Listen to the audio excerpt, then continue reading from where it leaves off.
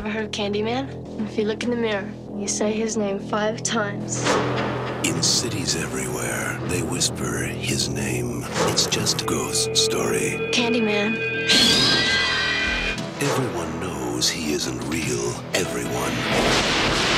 Except Helen Lyle. Now, she is about to discover what's behind the mystery, what's behind the legend, and most terrifying of all, what's behind the mirror. He's here. Candyman. You don't have to believe, just beware. C'est donc bien pas smart de mettre cette scène-là à la fin. Non, hein? Mais reste quand même que ils l'ont vraiment bien vendu parce que ça a vraiment l'air bon quand tu regardes le trailer. Oui. Allô, Serge? Allô, Bruno! Alors, bienvenue à Terreur sur le pod et ce soir, ou ça dépend, ça peut être ce matin, cette nuit, ça dépend quand est-ce que vous nous écoutez. C'est ça qui est fun, hein? Ça peut être n'importe quand. C'est encore plus cool si vous nous écoutez le soir ou la nuit. Ouais. Hey, écoute, Bruno, moi, je vais te dire tout de suite en entrée de jeu, là, ben oui, on couvre Candyman et en français... Candyman, le spectre maléfique. Ouais, Candyman, le spectre maléfique. Et moi, je vais dire tout de suite en partant, je pense qu'il y a des éléments là-dedans qui sont vraiment, j'avais le terme underrated, là, qui sont sous-estimés. En ce moment, ça peut pas être plus d'actualité, puis c'est ça que je trouve triste. D'écouter ce film-là cette semaine m'a mis un petit peu dans tous mes états. C'est fucké à dire, là, mais... ouais. J'ai hâte de t'entendre là-dessus, parce qu'évidemment, je veux juste vous dire que on ne s'est pas parlé, Bruno et moi, du film du tout de la semaine. On essaie le moins possible de s'en parler pour ne pas enlever la spontanéité de nos discussions. Vraiment hâte de t'entendre, tu sais, pourquoi ça t'a mis dans cet état-là. Moi, quand je te parle là, de sous-estimer, il y a un élément pour moi que je trouve, tu sais, on parle souvent de la musique de film, là. Mm-hmm. Je m'excuse. Moi, j'ai eu la toune du début du film, là, le thème là, de Candyman, je l'ai eu dans la tête toute la semaine, tellement que j'ai une de mes filles qui me disait « Hey, coudonc, tu chantes encore ça? » là. Je faisais la vaisselle, là, puis j'avais la petite toune « Et puis, et pour moi, c'est là que je te dis que c'est sous-estimé. Tu sais, on entend souvent, à raison, la chanson thème d'Halloween, Nightmare on Elm Street, L'Exorciste, etc. Mais pour moi, la chanson thème a remonté énormément dans mon cœur. Ben, ça doit être une question de nostalgie aussi. Si je me trompe pas, toi, ce film-là, ça remonte à ton enfance, ton adolescence, là. Ben, écoute, moi, j'avais 22 ans quand ça sortit, ce film-là. OK, fait que finalement, ton âge adulte, pardon. alors que j'étais un jeune adulte. Désolé. Non, ben écoute, tu me rajeunissais, là, t'as pas besoin d'être désolé. Mais je te dirais que ce film-là, pour moi, j'ai tellement plus compris et fait de liens. Puis j'ai tellement fait de recherches, Bruno, sur ça. Ben, je suis content parce que, regarde, tu vois, ça tombe bien. Parce que moi, j'en ai pas fait beaucoup, justement, à cause de la corde sensible que ça allait chercher, là. J'avais peur de te décevoir cette semaine, puis je suis content de voir que finalement... pas du tout. Ben écoute, quand on fera Frisson, ça sera sûrement l'inverse. Scream, là, à ce moment-là, toi, tu vas être en feu, puis tu vas pouvoir bombarder d'informations. Écoute, le résumé, et là, je vais commencer, je pense, à une petite habitude. Je vais vous faire le résumé du film au départ, tu sais, genre un peu le synopsis, là. Mais je suis allé le prendre en anglais, puis je l'ai traduit sur Google Traduction. Alors, je vais vous dire... Ça, j'adore ça! Fait que là, je vais vous dire, ça ressemble à quoi le petit résumé? Alors, voici. Je suis fucking crampé! Oh boy! Le Candyman.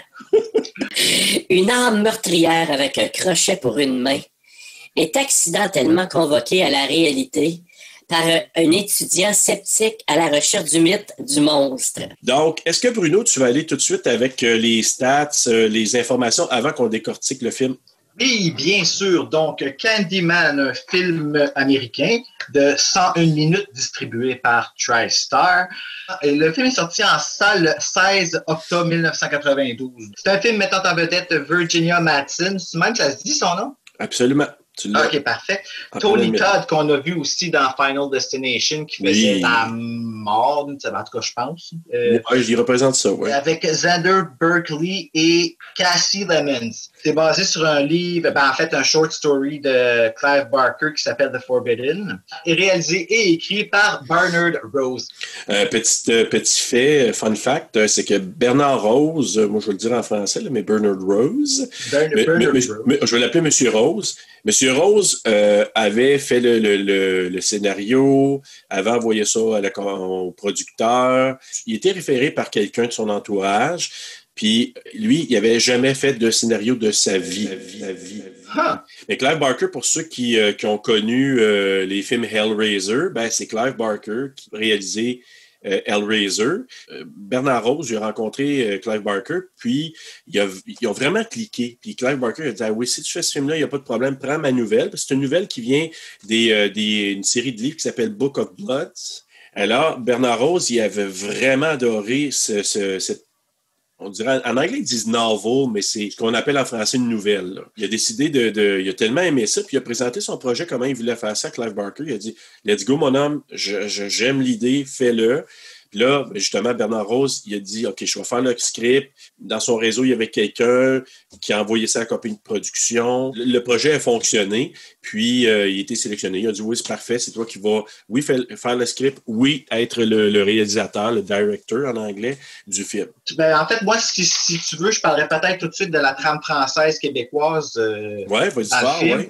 Le film est diffusé en ce moment sur Frisson TV et il diffuse la version québécoise parce que oui, sur Frisson TV, il diffuse beaucoup de versions qui viennent de France. Probablement aussi parce que beaucoup de vieux films qui datent de pré-90.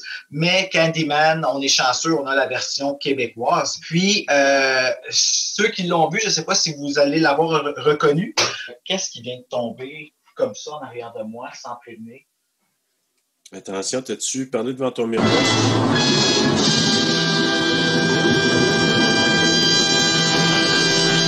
Non, j'en ai justement pas dans cette OK, non, je vais continuer. Je vais faire comme si c'était pas arrivé, faire l'autruche. Fait que s'il m'arrive de quoi, c'est filmé, on va avoir une preuve. Là. C'est ça. Donc, c'est ça. Je sais pas si vous l'avez reconnu dans la version québécoise, mais c'est Sophie Fauché qui fait la voix de Bernadette. C'est notre Québécoise qui parle avec un très, très beau français. C'est celle qui nous a interprété notre ange du fromage Philadelphia. Puis pour ceux qui vont probablement plus la reconnaître dans le rôle de Crystal Bouvier-Jenkins dans Le cœur a ses raisons et ses gigantesques lèvres. Ah mon Dieu, oui. Yves Corbeil fait la voix de Candyman. Oui. Puis je vais dire la vérité, il est bon. Oui, il est bon pour faire des grosses voix, lui. Puis on a Claudine Châtel qui fait la voix de notre principale, Hélène, qui fait aussi la voix de Susan Sarandon puis Helen Mirren, souvent dans les traductions au Québec. Pour se faire plaisir, moi j'aimerais ça montrer un extrait qui rend hommage justement à Claudine Châtel, Sophie Fauché. Puis j'aimerais ça vous faire jouer un petit bout des deux femmes qui conversent ensemble.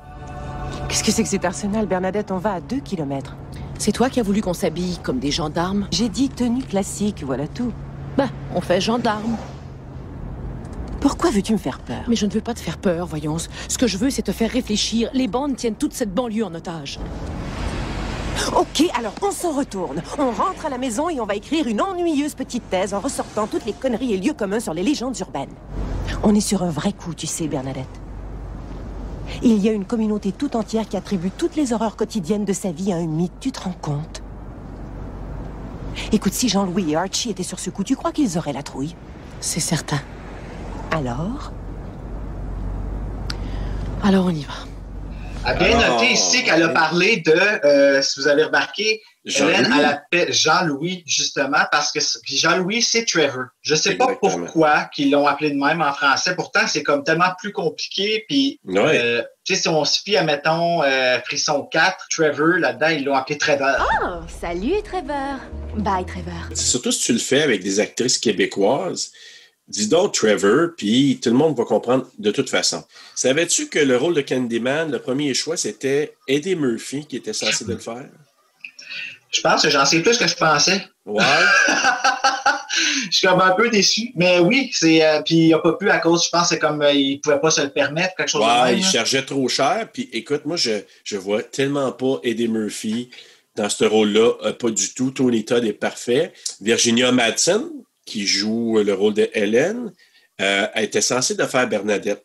Et finalement, parce que c'était la femme de Bernard Rose, Alexandra Pig, tout un nom. Elle s'appelle comment? Alexandra Pig.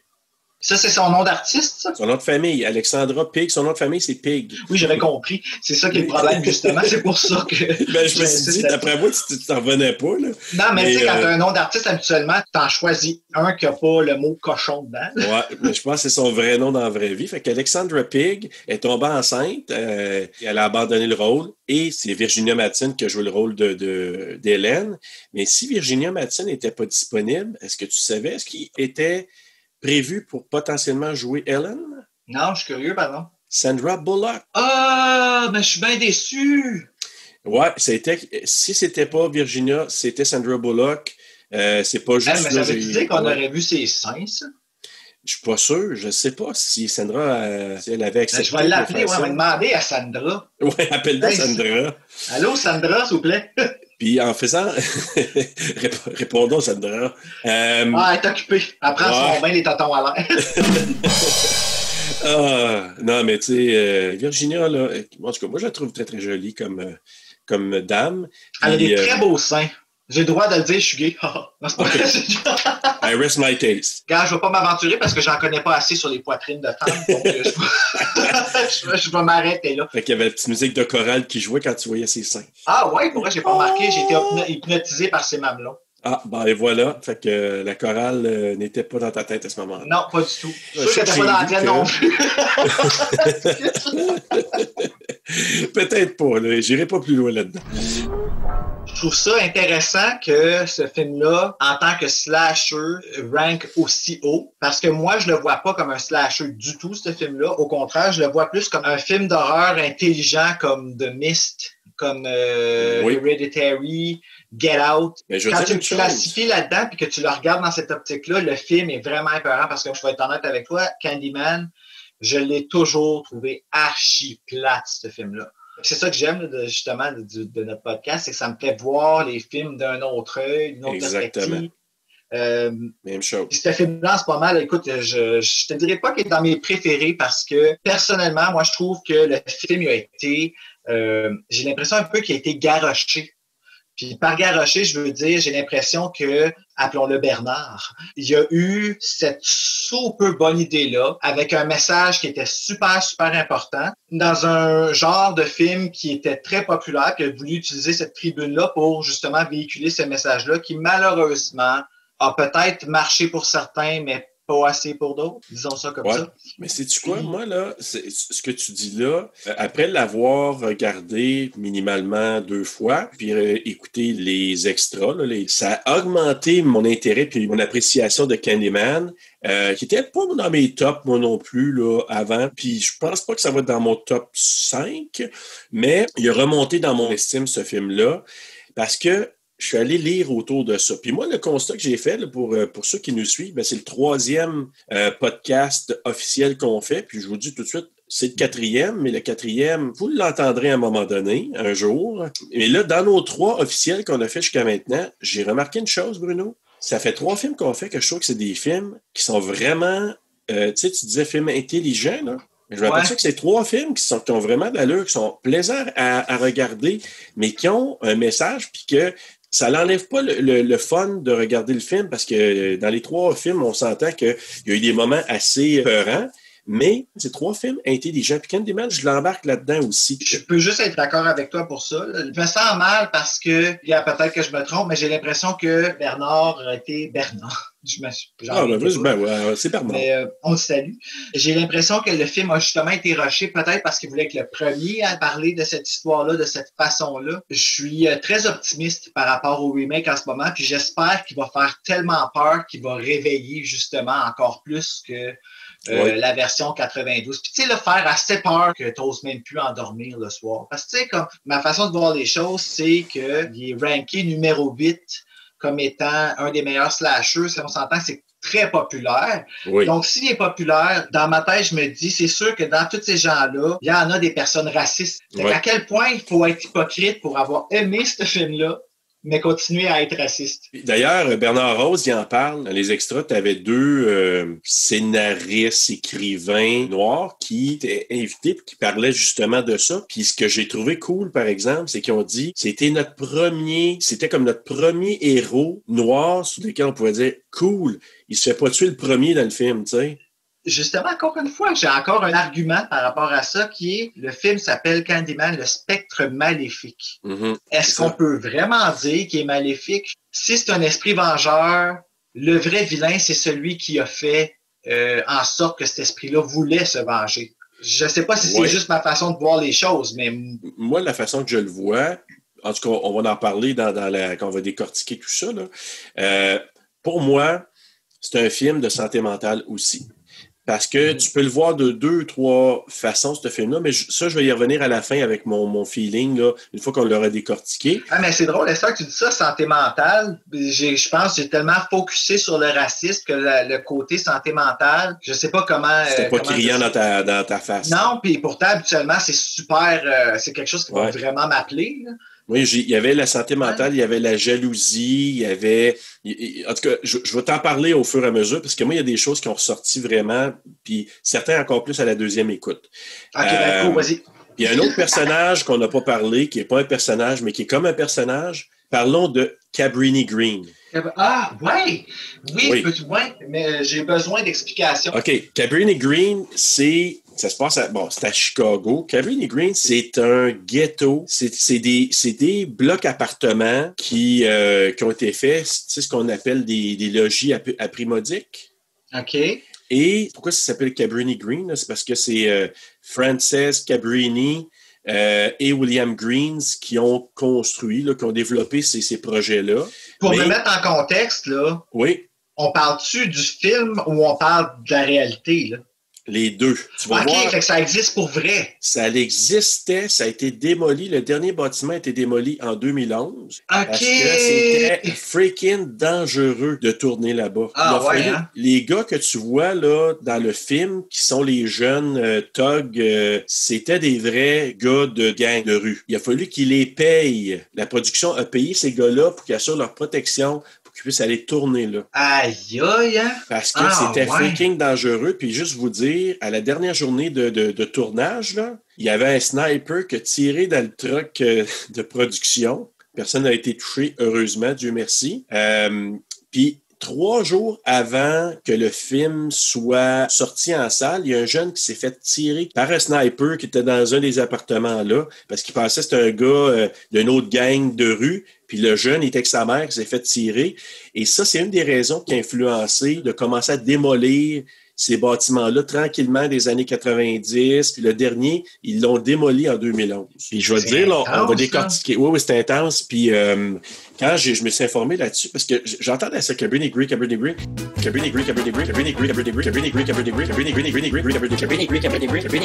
Puis même dans les extraits, il parlait de ça. Puis là, je suis allé m'informer. Je suis allé même regarder un court-métrage sur Cabrini Green. Virginia Madsen est native de Chicago. Puis elle, ce qu'elle disait, tu passais même pas en char dans ce coin-là, tellement que c'était dangereux. Ouais. Et la raison pour laquelle Bernard Rose il est allé filmer là, c'est qu'ils ont fait ce qu'ils appellent du repérage, le scouting en anglais. Mm-hmm. Puis là, lui, il est allé visiter.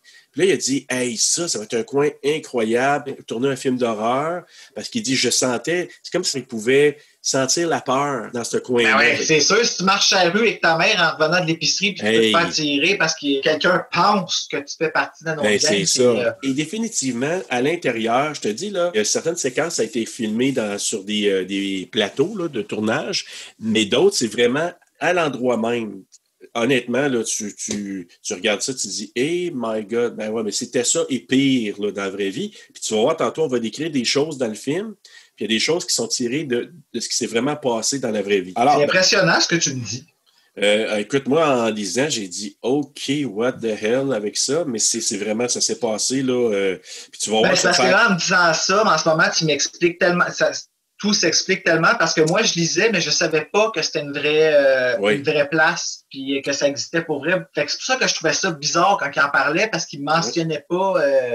là, tu sais, je te parle de Wikipédia, là, dans le fond, la source la plus fiable au monde.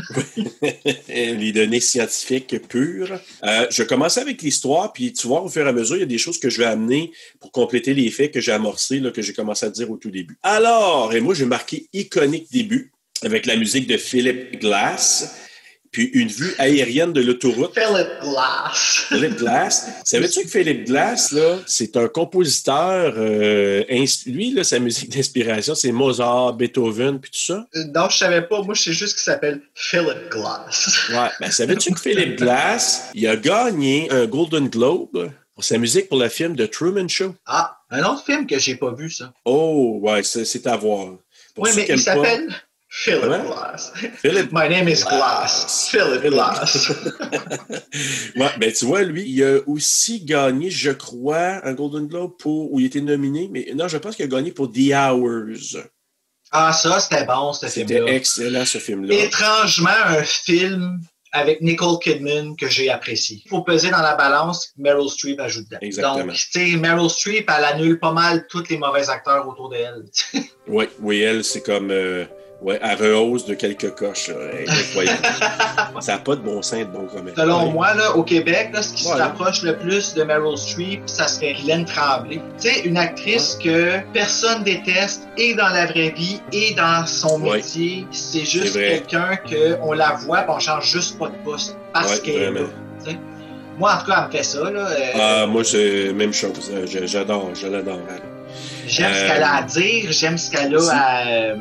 Ça, c'est vraiment une femme du Québec que j'aimerais pouvoir rencontrer juste pour lui dire, pas juste merci, mais juste lui dire à quel point elle a un impact positif sur nous autres. C'est comme une autre personne de plus qui pourrait comme lui dire. Je sais pas, je l'admire beaucoup, cette femme-là. Continuons. On revient à notre ami Philip Glass. Lui, il a composé la musique du film, là, pas juste la musique thème, mais c'est une chorale, c'est de l'orgue, c'est vraiment particulier. En tout cas, moi, je trouve que ça donne vraiment une enveloppe au film vraiment bien. Mais lui, quand il a entendu parler que Bernard Rose, il faisait le film à partir de la nouvelle de Clive Barker, il pensait que c'était pour être un genre de film un peu artsy. Là. Ça a l'air qu'il était tellement en beau maudit quand il a vu le résultat du film. Mais avec le temps... Il dit comme c'est devenu un classique, parce qu'il y a beaucoup de gens ça fait partie de leur film préféré, il a dit, c'est correct, puis en plus, j'ai fait vraiment énormément d'argent avec ça. Il dit, je reçois des chèques à chaque année. Donc, j'ai l'argent, hein? Qu'est-ce que ça fait comme... parlant d'argent, tu vois, j'ai même pas mentionné le budget tantôt. Là, vas-y donc, c'est quoi? Il y avait, je pense que c'est entre 8 et 9 millions. Parce que là, il y a des places qui disent 8, des places qui disent 9. C'est un peu ambigu. Mais une affaire qui est sûre, c'est qu'au box-office, il a ramassé 25,8 millions. Donc, il a presque triplé son budget initial, qui, selon moi, est entré dans son argent. Tout à fait. Donc, le film commence, comme je vous dis, la musique iconique, c'est à vol d'oiseau, on voit l'autoroute. Et là, on voit un essaim d'abeilles avec la voix de Candyman qui dit « À quoi sert le sang, sinon à être versé? Avec mon crochet, je vais t'ouvrir de laine à l'œsophage. » Et ciboule! C'était plus poétique en anglais qu'en français. En français, ça fait un peu raide et sauvage.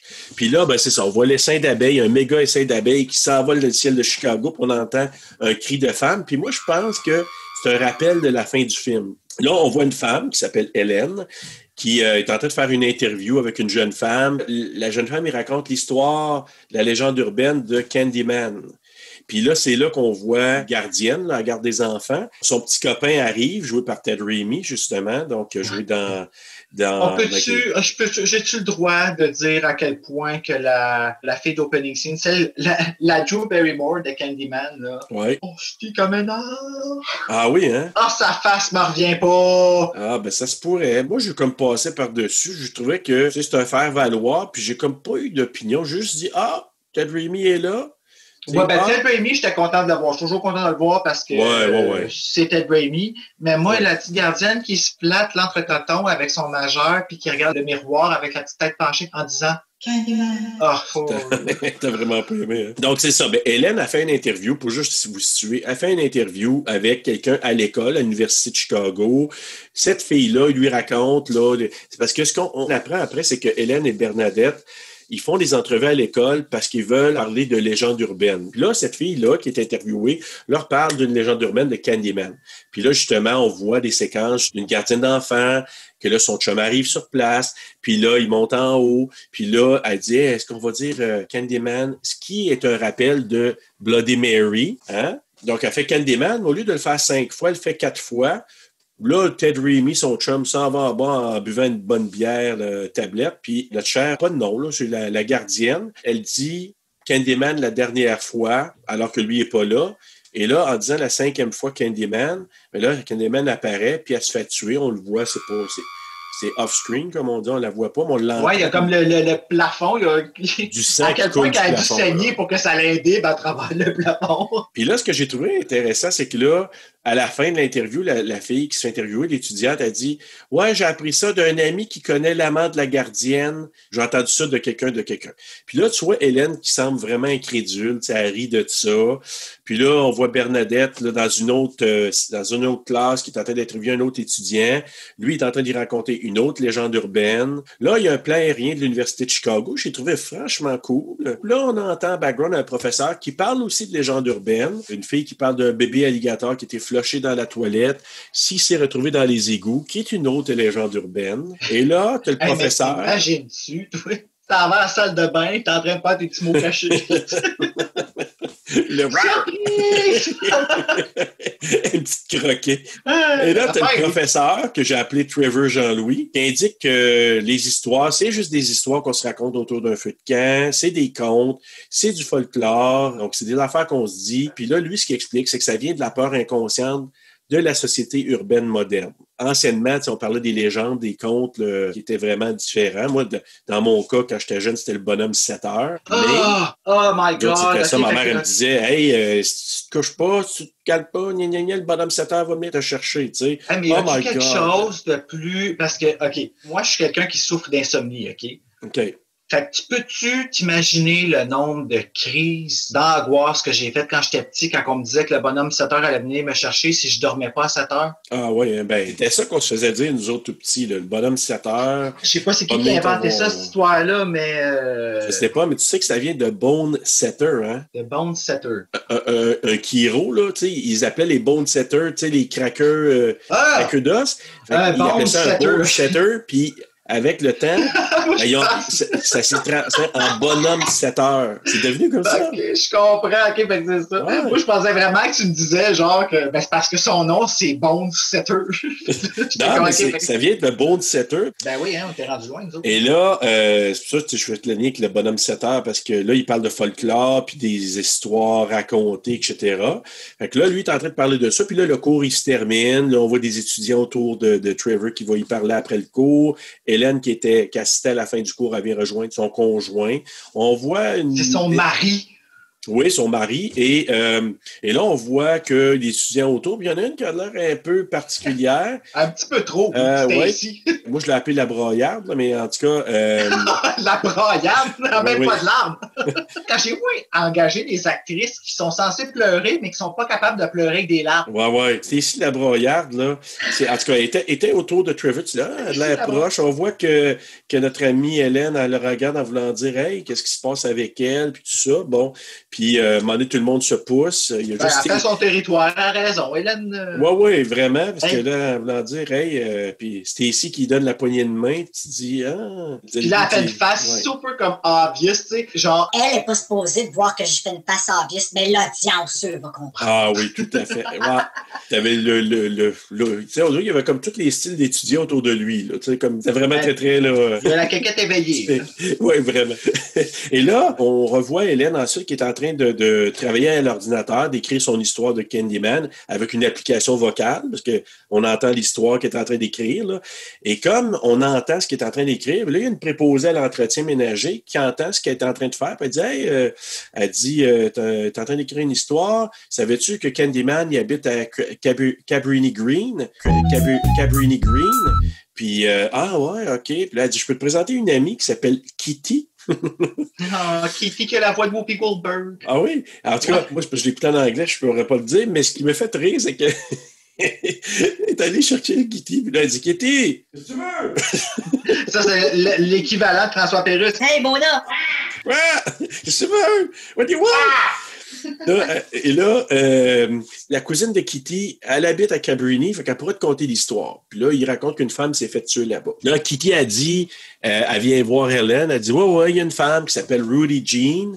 Et là, Rudy Jean, elle entendait du bruit qui venait du mur, comme si quelqu'un voulait défoncer le mur. À un moment donné, elle a appelé 2 fois le 911. Les policiers sont pas venus parce qu'ils pensaient qu'elle était folle. Mais quand ils sont allés, elle était morte. Elle s'était fait tuer avec un crochet. Et ça, c'est une histoire vraie, Bruno. Hein, pas vrai? Fait qu'il y a une vraie Ruthie Green qui a attrapé la moitié. Oui.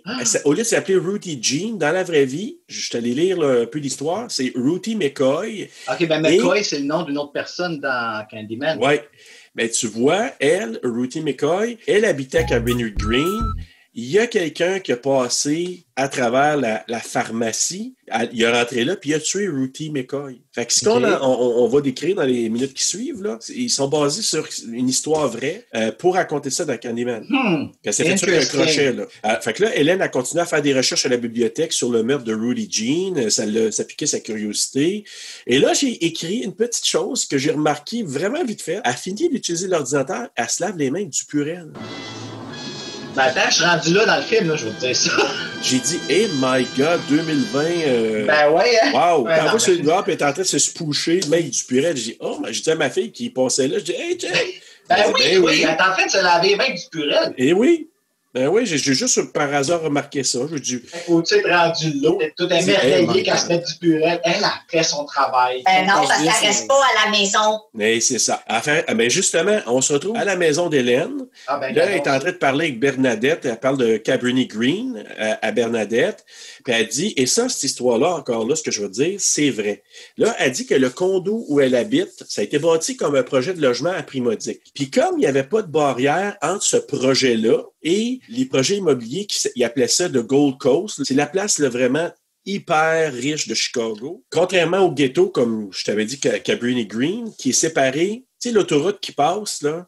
Ben, je la vois direct en avant de moi parce que le film, il joue en ce moment. Ouais, t'es rendu exactement là, c'est drôle. L'autoroute, le chemin de fer, sépare la Gold Coast du ghetto. Fait que c'est ça qui fait une séparation. Mais comme le condo de Bernadette, il n'y avait pas de séparation entre là puis la Côte Dorée, là, où il y a les riches, puis que les bâtisses avaient été bâtis pour des loyers à prix modique, ils ont décidé de revirer les loyers à prix modique en condo. Puis pour faire comme un peu plus luxueux, ils ont mis du Jeep Rock par-dessus les murs de briques, puis ils ont tweaké 2-3 affaires, puis ils ont viré ça en condo. C'est drôle, aujourd'hui, si tu voudrais être à moi, il faudrait que tu fasses le contraire. Je reste quand même qu'ils sont vraiment crosseurs, ce monde-là. Ben oui, c'est ça. Puis c'est parce que le point là-dedans, c'est qu'ils disaient, je te dis ce qu'eux ils disaient, là, c'est pas mon opinion, mais on veut pas que les pouilleux restent proches des quartiers riches. Fait que là, ils ont dit, au lieu d'avoir les pouilleux qui vont venir rester proches de la Gold Coast, ils ont dit, on va revirer ça en condo, comme ça, il va y avoir du monde qui ont de l'allure, qui vont aller habiter là. Mais ils ont juste renippé un peu les appartements. Puis c'est pour ça que quand Hélène a dit à Bernadette, viens ici, je vais aller te montrer quelque chose. Puis là, elle montre à Bernadette que, tu sais, où il y a la pharmacie, de l'autre côté, tout ce qui sépare, comme il n'y a comme pas de mur, là. C'est le cabinet de l'appartement d'à côté qui sépare. Puis là, elle sac une poussée au cabinet, ça tombe à terre.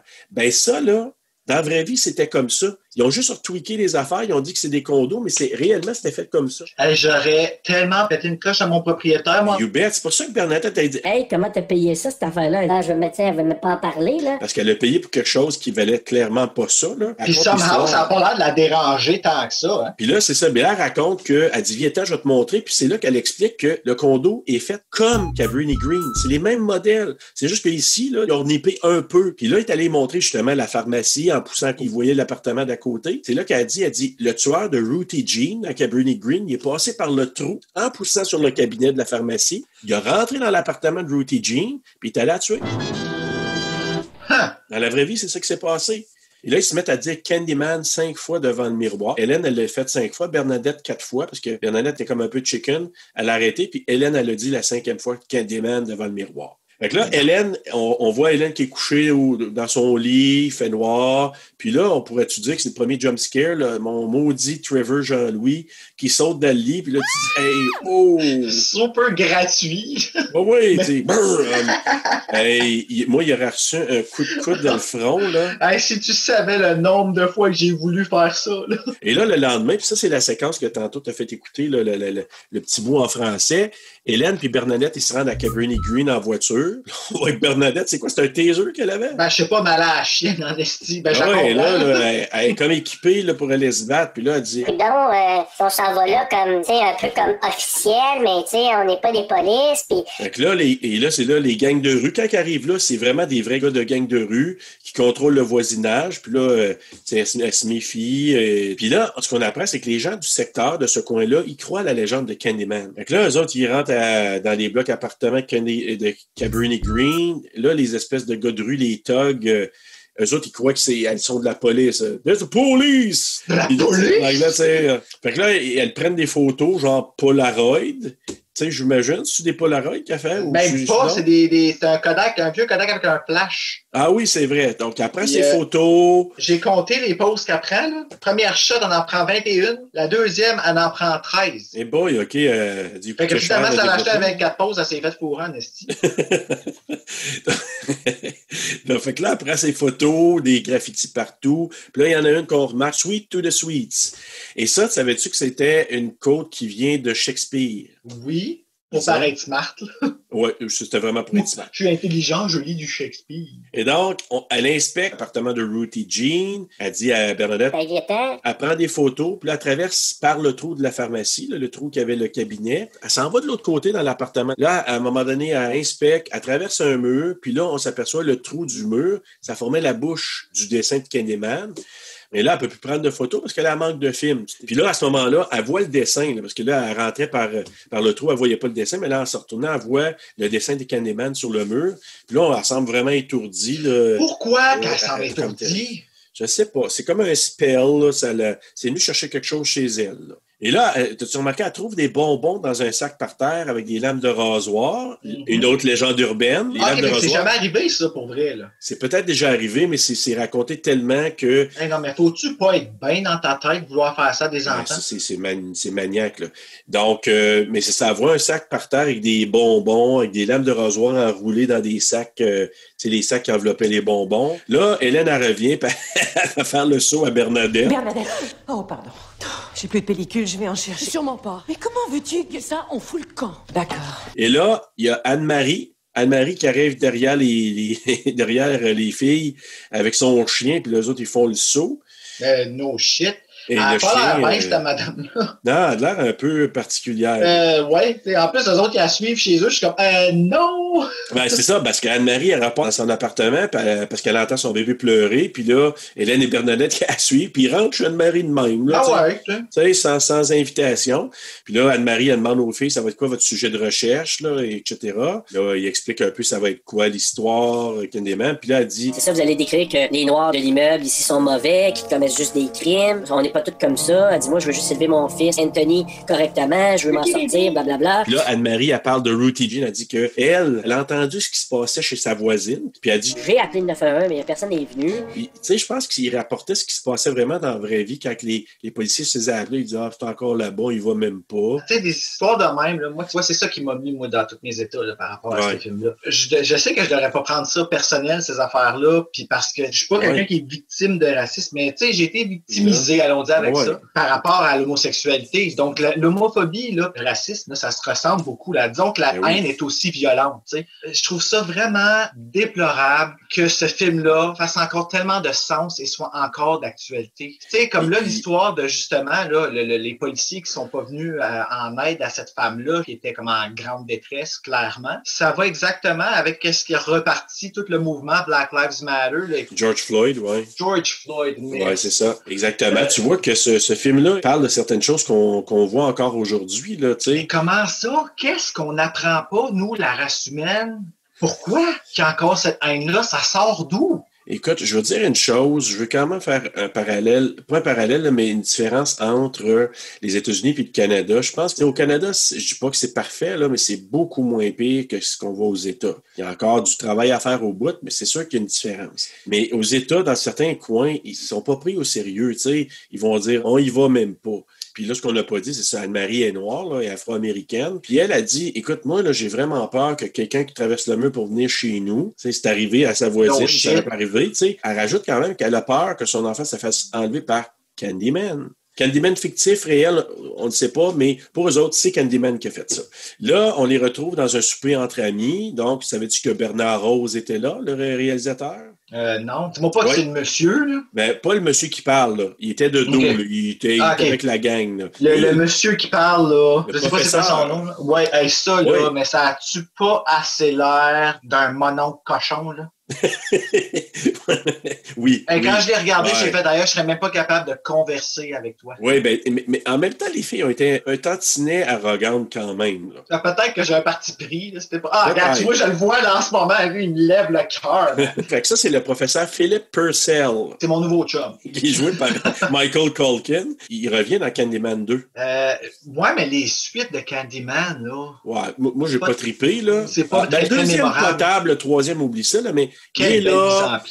Ils sont en train de jaser, puis là, il raconte un peu le projet sur lequel ils travaillent, Hélène et Bernadette. Puis lui, il dit... je pourrais vous aider. Là, Hélène qui dit... Hey, toi, on va te surpasser dans le domaine de la légende urbaine.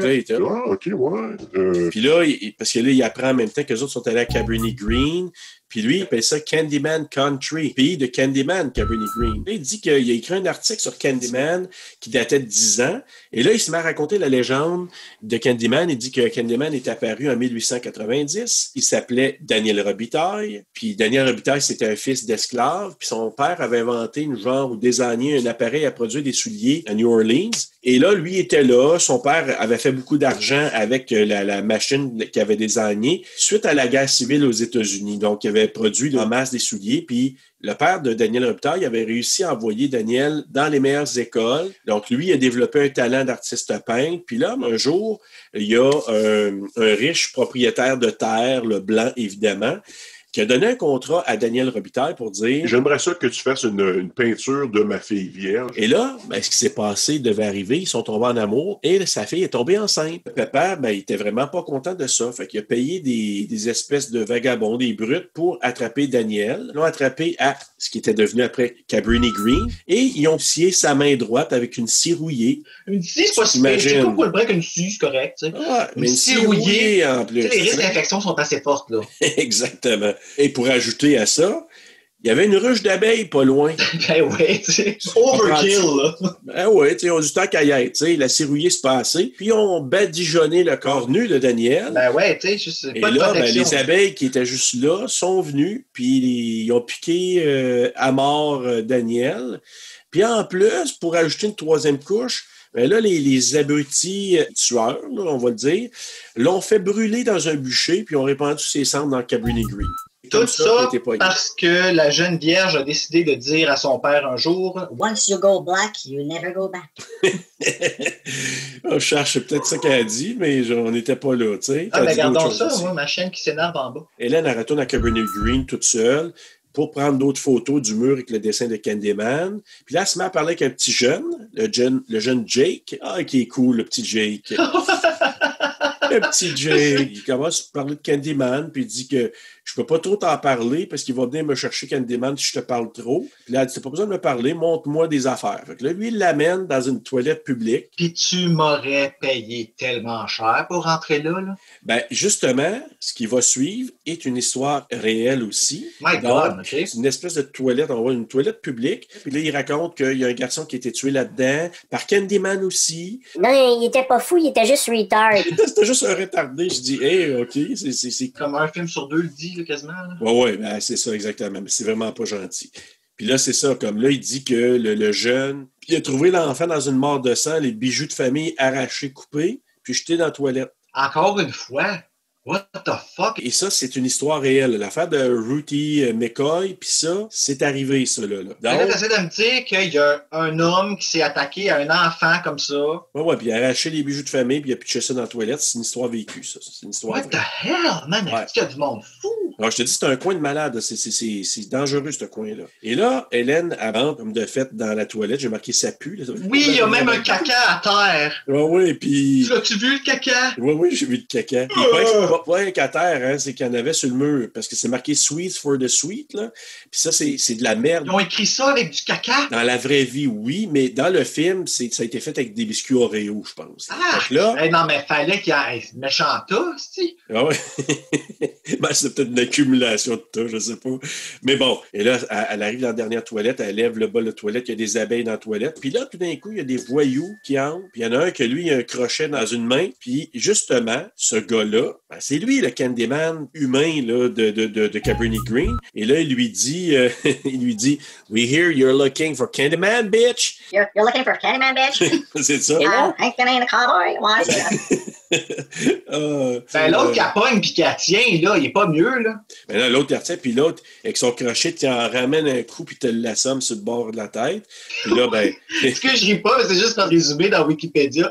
Ils disent qu'elle se ramasse avec un black eye. C'est pas, j'appelle ça une déformation de la face. Écoute, tu sais, on se retrouve au poste de police, elle a vraiment l'œil fermé, puis magané solide. Hey, ça a l'air de 2 œufs, genre. Ah oui, c'est vraiment, tu dis, OK, il t'en a ramené une. Là. Fait que là, elle est là pour identifier, parce qu'elle a porté plainte, qu'elle est blanche. Fait que là, les polices sont venus voir, ils ont fait leur job parce que c'était la plainte d'une blanche. Et elle était là pour aller identifier le coupable derrière une fenêtre, comme on voit dans tous les films.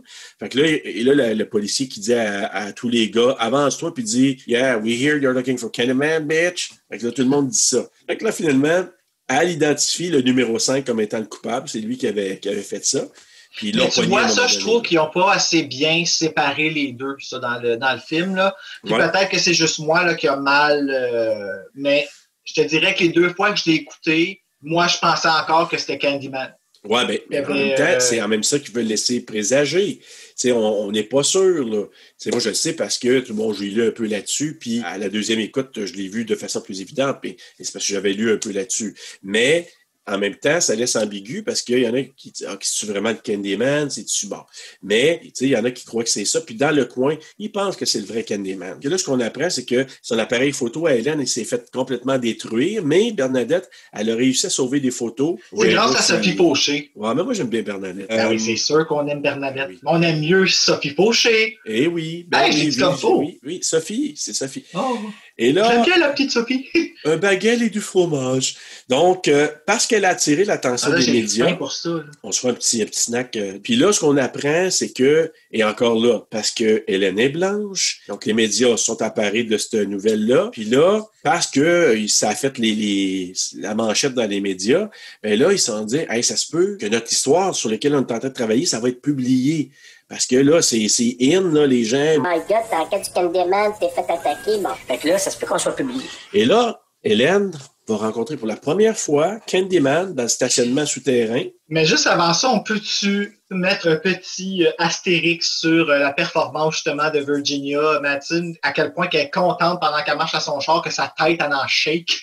Ben si tu veux, oui, ben de savoir ça m'a que... fait avérer qu'à chaque les fois qu'elle se parlait, j'avais juste le goût de peser nous. C'est ça qu'elle fait. Je remarquerai la prochaine fois. J'ai remarqué qu'elle était contente, mais j'ai remarqué ce détail-là. Une prochaine fois, je l'écouterai. Mais justement, donc là, elle a perdu son sourire parce qu'à un moment, elle entend avec la grosse voix de Tony Todd. Elle s'en vient d'abord, c'est Rock Voisine. Ou Joanne Labelle. Joanne Labelle, oh my God! C'est-tu Joanne Labelle? Ben, pas moi, mais quelqu'un que je connais très bien, oui. Oui. On se salue, d'ailleurs. Ah, ben, salut. Donc, puis là, elle est comme hypnotisée, puis là, il y a comme une bande de lumière blanche sur ses yeux. Et savais-tu que Bernard Rose, c'est un freak un peu, là? Il l'a amené se faire hypnotiser. Ouais! Pourquoi? Ouais. Ben pour qu'elle soit dans une genre de transe quand elle rencontre Candyman. Puis là, il l'a amené, puis ça a tellement fonctionné que celui qui hypnotisait, il a dit « Tu vas dire tel mot quand ça va être le temps de tourner la scène, puis elle va tomber en genre de transe. » Et ce qu'on voit pendant le film, là, quand elle voit Candyman, puis il y a la barre de lumière dans sa face, sur ses yeux, puis elle a l'air comme un peu en transe, elle est hypnotisée pendant ces scènes-là, pour le vrai. Là. Bernard Rose a dit le mot, ça a trigué, puis à un moment donné, là, après un certain bout de temps, elle a dit à Bernard Rose, tu m'arrêtes ça, là, je suis plus capable, je me ramasse tout croche après, arrête ça, là. Ça marche plus, là. Je peux plus, là. Mais vraiment, dans les séquences où on la voit, là, comme ça, là, c'est pas juste qu'elle est bonne actrice, elle est vraiment hypnotisée. Mais c'est ça, on voit Candyman, lui, il dit Hélène, lui, il s'approche d'elle, puis là, il dit que « Ah, t'as douté de moi, Hélène. » Puis là, il dit « Sois ma victime, be my victim. » C'est ça qui a gâché le film un peu pour moi, là. Son speech là, de « Be my victim », Ah oui, hein? Tant qu'à ça, là, s'il aurait rien dit, ou s'il aurait juste comme... S'il aurait dit juste une phrase... Pousse tes mains sur moi, Jack. Autre que... je sais pas. Moi, ça, je l'ai trouvé très premier degré. Je trouve que ça n'a pas rapport avec l'histoire, tu sais. Puis là, il dit « Je dois verser du sang de personnes innocentes. » Et là, ce qu'on voit, puis on prend pour acquis, probablement qu'elle a perdu connaissance. Puis là, on la retrouve, Hélène, chez Anne-Marie, dans l'appartement d'Anne-Marie, plein de sang. Là, on voit que son chien, le chien d'Anne-Marie, il est décapité. Hey. Il y a du sang partout. Là, t'entends Anne-Marie qui crie comme une malade. Puis là, t'as l'autre qui a la brillante idée de prendre l'arme du crime. Ce qu'il appelle un hachoir à viande, un meat cleaver, là. On entend Anne-Marie qui crie « Anthony! » Il a comme disparu. Et là, quand elle voit Hélène, t'as ça remarqué, elle pogne un sprint, puis elle s'en va sauter sur Hélène directement. Ouais. Hey, elle tient sauté dessus d'une vraie t'es vraiment épeurante, honnêtement, là, ça pour ça, là. Comme quand elle pète sa coche, puis qu'elle... Ouf, et là... Même ses membres, ils ont l'air de, comme ses mains, on dirait qu'ils vont tomber de ses poignets tellement... Oui, elle était comme... En tout cas, c'était crédible. Puis là, elle saute sur Hélène, parce que probablement qu'elle se dit que c'est Hélène qui est responsable de tout ça. Parce que là, Hélène a quand même le hachoir à viande dans les mains aussi. Là, ça l'aide pas. Puis là, elle se met à frapper la tête au sol. Bang, bang, bang, parce qu'elle est comme par-dessus Hélène. Puis là, il cogne la serre. Et là, à un moment donné, pour se défendre, Hélène qui ramène un coup d'hachoir à viande dans l'épaule, tu vois, c'était quasiment un geyser de sang qui a revolé de son épaule. Je sais pas si t'as remarqué. J'ai remarqué ça, ouais. Je trouvais que ça avait l'air d'une vraie blessure qui avait l'air d'avoir fait mal. Ça avait l'air être vraiment... Puis là, Anne-Marie qui te lâche un cri, ça avait l'air vraiment réel. Là. Puis là, pour faire juste un drôle d'adon, elle dit ramène ça, puis là, à un moment donné, et là, les policiers, ils défoncent la porte, ils arrivent dans la maison, puis là, t'as Hélène qui a encore la hachoir à viande dans les mains, elle est pleine de sang, puis ça arrive de même, ça arrête de même. On la retrouve au poste de police, ils l'ont emmenée au poste de police, là, elle est pleine de sang, elle se fait fouiller, elle enlève sa brassière, peut-être là que tu parlais des seins de... Non, je pense quand elle était dans le bain. En fait, non, cette partie-là m'a vraiment rendu inconfortable. Pareil comme dans Unité 9. Là. D'ailleurs, la scène qui fait réel, ils se sont inspirés. Ah, tu vois, je ne savais pas. Tu savais pas que Candyman s'est inspiré d'Unité 9? Non, pas du tout. Moi, je dirais que c'est plus Unité 9 que de dire « Hey, on va faire comme dans Candyman. » c'est tu sais, là, hey, Guylaine, écoute, Guigui, là, on fait des liens. Si tu veux faire des études pour Marie Lamontagne, va écouter Candyman. Oui, exact. Pour tout avoir ce que tu as besoin. Be my victim. Donc, le chef de police, Valento, va voir Hélène, il dit « T'es en état d'arrestation. » Puis là, il se fait demander « Il est où le bébé? Le bébé Anthony d'Anne-Marie, là? Il est où le bébé? » Puis là, le policier qui est à côté qui dit « You're sick. » Tout ce que tu trouves à dire. Il est malade, tu vois là? Sais-tu, ça, là, moi, c'est quelque chose qui m'a rendu le plus inconfortable. Je pense que c'est venu jouer avec un de mes traits TPL que j'ai encore de la misère à justement gérer, me faire accuser de quelque chose que j'ai pas fait. Tu sais, c'est comme, dans ma tête, c'est genre, tout ce que j'ai, c'est ma parole, puis clairement, t'as crois pas. Donc, elle, quand elle se ramasse dans cette situation-là, quand t'es vraiment embarqué dans le film, comme j'ai embarqué la deuxième fois, là, m'a dit, il y a vraiment quelque chose là, qui vient en dedans, là, qui fait que, oh, OK, là, ça vient tout... Une des théories, c'est elle l'a peut-être faite, mais on va y revenir à la fin. Ah, tu vois, moi aussi, je pense la même chose. Oui. Puis là, c'est ça. Donc, elle demande, peux-tu faire un appel? Elle a le droit de faire un appel. Elle appelle son Jean-Louis ou Trevor. Puis là, en appelant, il n'est pas là. Puis là, je dis point d'interrogation, y a-tu une maîtresse? On ne sait pas, là. Parce que, tu sais, s'il n'est pas là, c'est parce qu'il y a une maîtresse. Il ne peut pas être parti faire l'épicerie, il ne peut pas être parti enseigner, il ne peut pas être parti... Pas à 3 heures du matin. À 3 heures du matin, il n'est pas là. Il est 3 heures du matin? Ah oui, il est 3 heures du matin en plus. Là, là j'ai marqué, il est où le cochon? Il est où? Il est avec Stacy. La broyade. Donc, Hélène, elle a des visions du bébé d'Anthony qui est avec Candyman. Elle a comme des visions tout d'un coup. On voit Anne-Marie qui s'arrache les cheveux, puis ça avec, ça va te l'air à faire mal. T'entends comme le bruit des cheveux qui s'arrachent. Quelle volonté de colère, hein? Ouf! Et puis là, le matin, là, on voit, comme dans une cellule, quand elle a ces visions-là, là, le matin, Trevor qui vient la chercher. Là, il y a une foule avec des médias et des citoyens dehors devant le poste de police qui est amassé. Il calisse son manteau sur la tête. Le manteau sur la tête pour qu'elle se cache. Mais là, ce qu'on apprend, c'est qu'elle n'est pas accusée formellement parce qu'ils n'ont pas trouvé de corps encore. Fait que là, elle a le droit de quitter. Fait que justement, c'est là qu'il passe à travers les médias, puis le monde, puis bon, pour se ramasser chez eux. Puis là, quand chez eux, là, Hélène a dit à Trevor... T'es où la nuit passée? C'est là, je pense qu'il est dans le bain, là, la scène où toi, ça t'a aguiché un petit peu. Ça m'a tellement aguiché. J'ai pas dormi le soir. Et là, fait que là, le cochon, il dit... T'es seulement profondément dormi, Hélène. OK, on va dire, tu sais. Jean-Louis. Elle regarde des photos, justement, Bernadette avait sauvé des photos, donc elle s'est mise à regarder les photos, puis là, en regardant les photos, elle voit sur une des photos un reflet de... Hey, regarde les photos. Candyman. Comment? Vas-y. En regardant les photos, elle voit le reflet de Candyman sur une photo, puis... On n'était pas sûr qu'il y avait des photos involved, on le confirme. On le confirme. On le confirme. Candyman est sur la photo. Sur une photo, 21 poses. 21 poses. Donc, et là, elle s'en va vers la pharmacie, le cabinet dans la salle de bain, puis là, tout d'un coup, le bras de Candyman qui passe à travers la pharmacie, dans le mur, a fait un méga saut, puis moi avec, j'ai fait le saut. Oui, en effet, je te dirais que c'est comme le sursaut le plus effectif du film. Oui, vraiment, là, tu t'attends pas à ça. Là. C'est le fun parce que c'est pas fait avec des effets, genre du CGI, rien. Là. Il a vraiment clairement passé ce crochet à travers le... Exactement. Et puis, en tout cas, ça a l'air que... Savais-tu que supposément qu'elle s'attendait pas à ça? Je te crois. Elle s'attendait pas à ça. Elle partit à la course, elle a quitté le plateau parce qu'elle s'attendait pas à ça. Il overreact un petit peu. Là. On voit Candyman qui continue à dire « Ah, t'es ma victime, crois-tu en moi? » Puis là, qui annonce à Hélène « J'ai l'enfant. » Puis elle dit « Laisse-moi t'amener. » C'est une chanson de Jésus. C'est là « Tu es ma victime, crois-tu en moi? » Laisse-moi t'amener avec moi, sinon tu mourras. Par mon crochet. Et avec l'auto, c'est juste un hit. Oh, je suis sûr que tu vas faire de quoi avec ça, toi. T'es ma victime, crois-tu en moi? Laisse-moi t'amener avec moi, sinon tu mourras. Par mon crochet. Là, il dit qu'il doit... Là, il dit qu'il doit devoir tuer Hélène pour que sa légende reste vivante. Ah oui, parce que là, il a comme apparu dans l'appartement d'Hélène. Fait que là, il dit... Elle a vraiment des beaux seins. Sérieux. C'est... Fixation. Ben oui. Mais j'avoue que oui, là, tout à fait. Il a comme apparu dans la maison, dans l'appartement de Hélène, puis là, il dit rentre son crochet derrière l'oreille sur le bord de la tête. Là, j'ai marqué aïe aïe. Tu sais, ça avait l'air à faire tellement mal. Fait que là, Hélène qui est à terre, puis là, elle est comme, on la voit un peu comme si c'est comme pas hypnotisée, mais paralysée, elle peut pas trop bouger. Puis là, entre-temps, on voit Bernadette qui arrive, qui cogne à la porte. C'est tellement choisi le meilleur moment pour venir chez eux. Écoute, un mauvais karma, là. Fait que là, c'est assez une fidèle amie, par exemple. Oui, ça sais. Puis moi, je l'aimais, Bernadette. Coudonc. Ben, moi, tout, c'est comme quand ils ont tué Jenna dans le remake de Friday the 13th. Je sais. Pourquoi?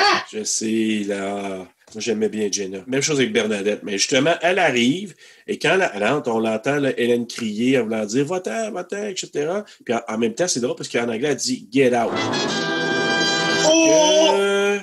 Jordan Peele aurait pris son c'est là qu'il a compris. Là. Et là, c'est ça. Elle rentre, Bernadette, la porte se ferme d'un coup, bang! Puis là, Candyman, il regarde, Bernadette est comme hypnotisée encore avec le petit bandeau de lumière blanc d'en face. Et là, Candyman, mais qui tue Bernadette, on ne le voit pas, on voit rien, mais on entend le bruit, puis elle te lâche un cri.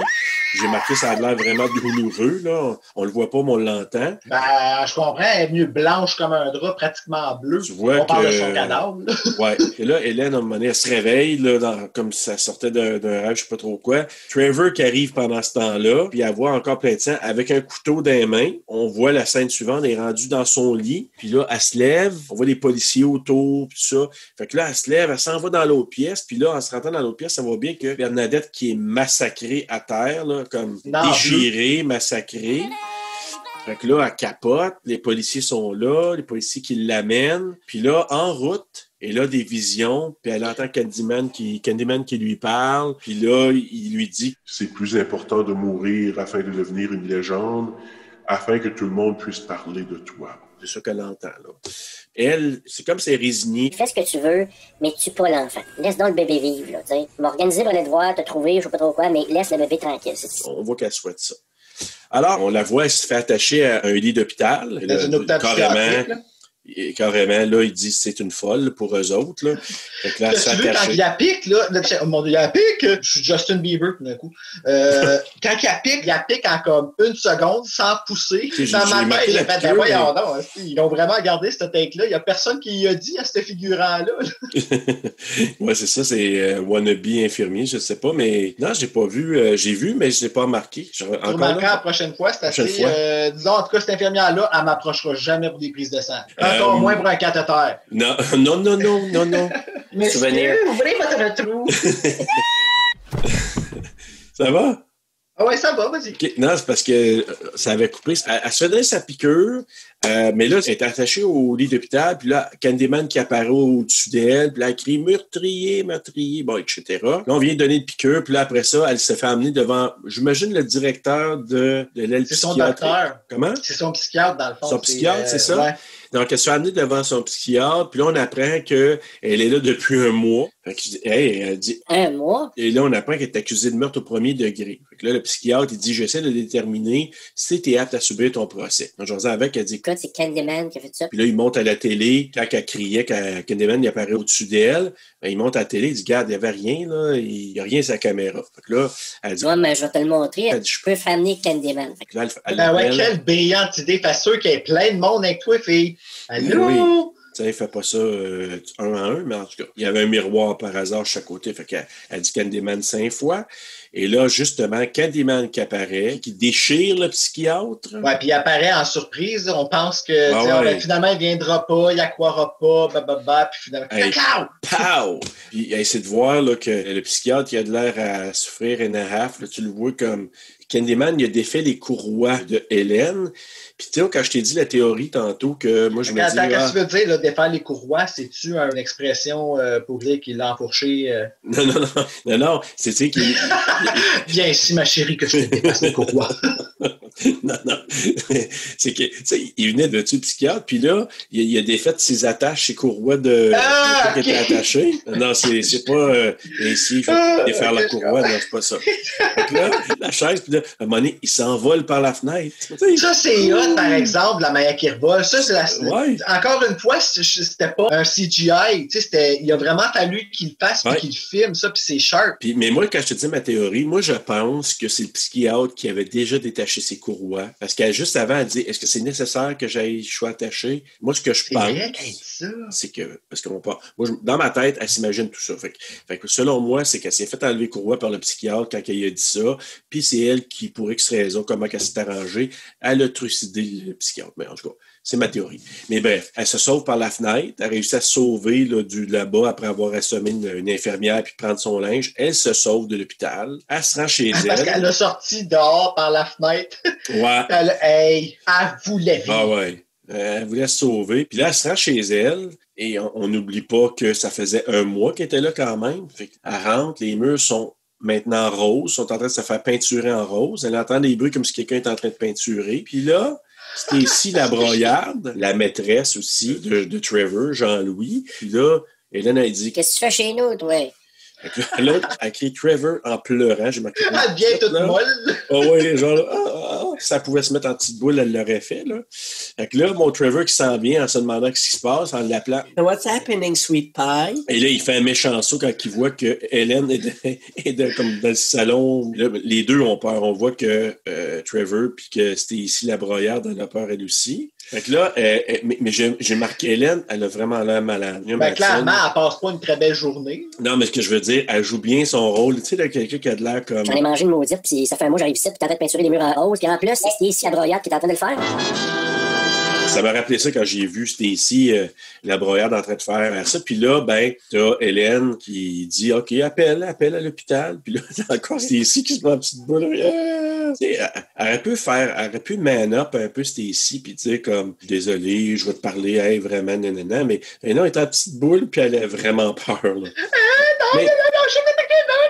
Mais en même temps, il faut penser qu'elle a peut-être 2 meurtres déjà de fait, peut-être Hélène. Fait que je peux comprendre peut-être Stacy. Ouais, mais Stacy, c'est pas notre préféré. Là. Vraiment pas, non. Puis Joel non plus, tu vois, je vais le dire à la fin. Et là, Hélène, elle quitte. Là, elle se ramasse sur le pont. On se dit, elle pense au suicide. Hey, je le vois, là, ton point avec la maladie mentale. Tu le vois, hein? Ouais, c'est... Solide, là. C'est comme très clair. Là, elle entend Candyman qui dit... Je suis tout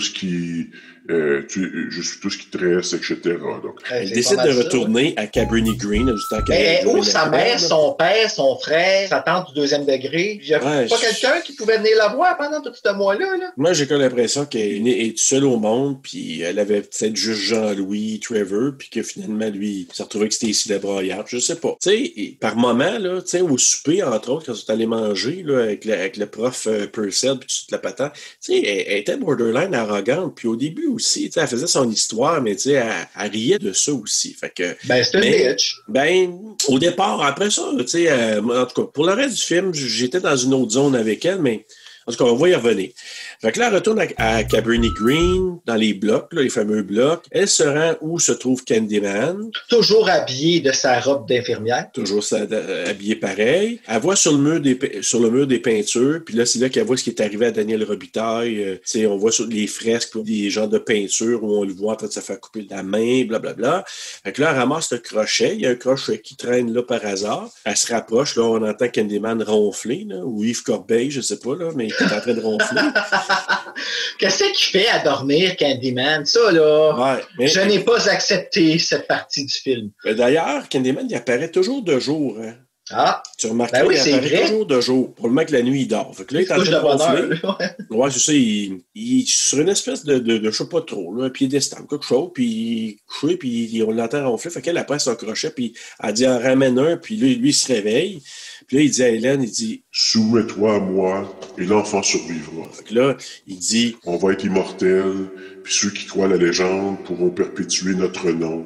Viens, nous serons immortels. Mon Dieu Seigneur, les paraboles. Verset 8, chapitre 1. Moi, je pense que c'est Austin 3:16, mais ouais, ça se pourrait. Et encore là, une autre scène avec des choses très, très réelles. Candyman se retrouve avec des abeilles plein la bouche. Et c'était des vraies abeilles. Et là, on voit les abeilles qui sortent de sa bouche et tout le kit. Puis là, il embrasse Hélène avec une pelletée d'abeilles dans la bouche. Puis ça, c'était une prédiction de 2020, comment on allait se transmettre la COVID-19.